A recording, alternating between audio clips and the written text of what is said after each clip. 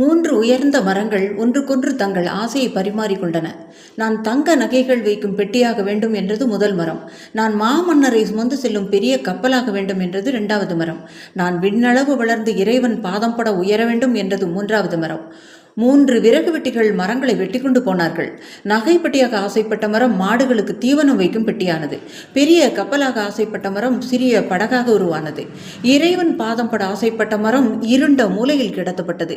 ஒரு நாள் சத்திரத்தில் தங்க இடமில்லாத கர்ப்பிணி மாட்டு தொழுவத்தில் இடம் கிடைத்து அழகான குழந்தை பெற்றார். குழந்தையை தீவனம் வைக்கும் தொட்டியில் கிடத்தினார்கள். கடும் புயலில் தவித்த பயணிகள் சிறிய படகில் உடன் பயணித்த மகானின் கட்டளைக்கு பயந்து காப்பாற்றப்பட்டார்கள். இருளில் கிடந்த அந்த மரத்தை வெளியே எடுத்து உலகத்துக்காக ஜீவனை விட்ட புனிதனின் பாதங்களை அந்த மரத்தோடு வைத்து ஆணியடித்தார்கள். இதோ 3 மரங்களும் சரித்திரத்தில் இன்றும் பேசப்படுகிறது. விருப்பம் நம்முடையதாக இருக்கலாம், ஆனால் சித்தம் தேவனுடையது.